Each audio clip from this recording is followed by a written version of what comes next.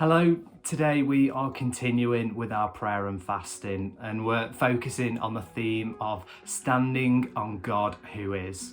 And today we're focusing on Jehovah Rapha, which means the Lord that heals. And we are looking at the scripture from Exodus chapter 15, verse 26. And God says this to Moses and to the Israelite people: I will not bring on any of you the diseases I brought on the Egyptians, for I am the Lord who heals you.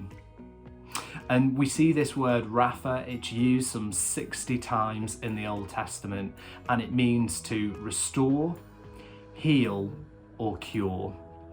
And when we are talking about healing, we are talking about it could be in a number of different ways. It could be physically, it could be emotionally, but then it could also be spiritually as well. And what's really encouraging about this is we see that healing is in God's nature. It's who He is, it's His very character.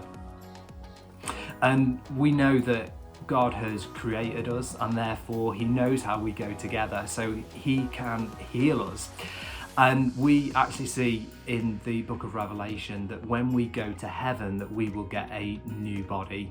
And in Revelation verse 21 verse 4, it actually tells us that there'll be no more mourning, that there'll be no more crying, but also that there'll be no more pain as well.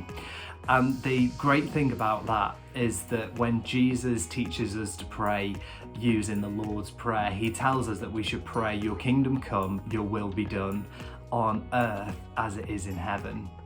So if we know that there is no pain, that there is no suffering in heaven, then we have been given the authority to pray those things here on earth. So we can pray that pain and suffering would leave people's bodies. And we also see throughout the Gospels that miracles, signs and wonders are used as tools to point people towards God, but also to point people towards Jesus as the Son of God. And we see this really interesting account in the book of John chapter 4 verse 47, where somebody comes to Jesus to receive healing, and Jesus has this response. He says, unless you people see signs and wonders, you will never believe. And we see here that Jesus heals that person, and we see that healing, it can be used as a tool ultimately for people to receive salvation. And I just want to encourage you today to think about maybe some people who you are aware of in your lives who currently have some sort of sickness in their body. And I want to encourage you to pray that they would receive healing from God, and that it would be a sign that would point them towards Jesus, and that as a result of that they would receive salvation in their lives and encouragement of who God is.